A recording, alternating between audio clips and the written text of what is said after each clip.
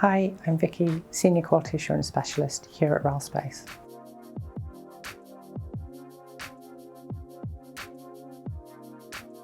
The purpose of quality assurance is to eliminate ambiguity and minimise any kind of output variation. The result should then be increased confidence in our output and our ability to deliver. And because everything we do at RAL Space is bespoke, we need to be flexible in our approach to that. In general, my work focuses on supporting environmental test division operations, and day to day it will vary depending on what tests are taking place or whether there are any upcoming facility readiness reviews.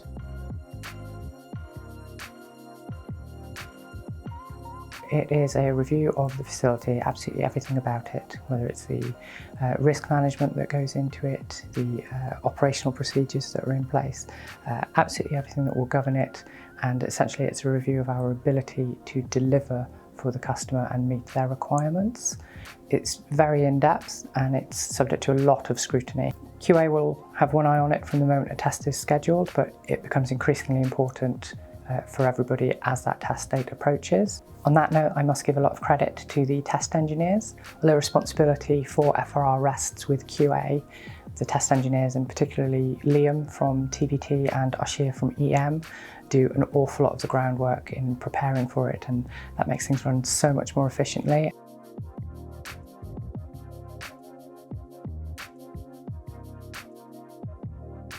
I've always been interested in space. I grew up in the 80s, a lot of sci-fi and yeah, even the sky at night. So I've always been interested in space, but I always thought working within the industry was beyond me.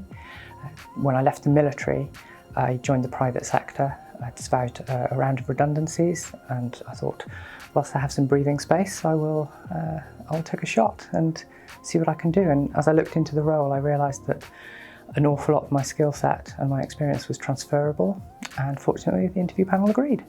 QA needs an eye for detail, obviously, that's the one everyone goes for, and the ability to process large volumes of information is really important as well, but the main thing is effective communication.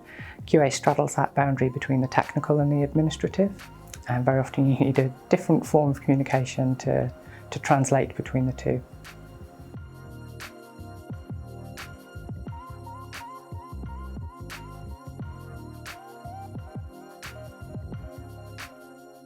Well, I'm really lucky in that I've had quite a few. It seems every year I do something that's exceeded what I've done before, but I have to be honest and say declaring facility readiness for the very first customer test in the National Satellite Test Facility. When I started here many years ago, where we're stood right now was actually just a car park, a very convenient one, and to have been involved in the realisation of R114, the commissioning of new facilities, and then the delivery of a customer test is something that I'm really proud of.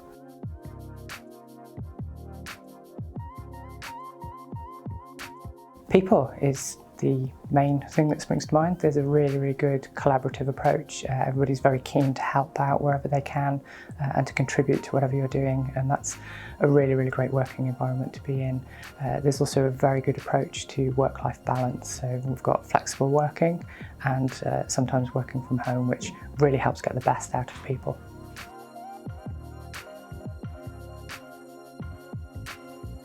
There's a slight shift in focus for me as I've been appointed the QA for the small satellite calibration facility.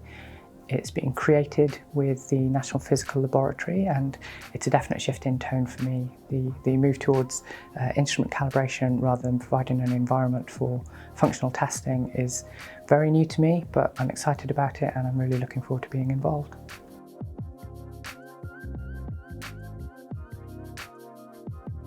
I would say consider all of the routes that are available, everything from an apprenticeship or a graduate scheme. You could join a large organisation as a specialist or multi-role at a startup. There are a lot of avenues that are available. Keep checking and keep trying because the opportunities don't stop.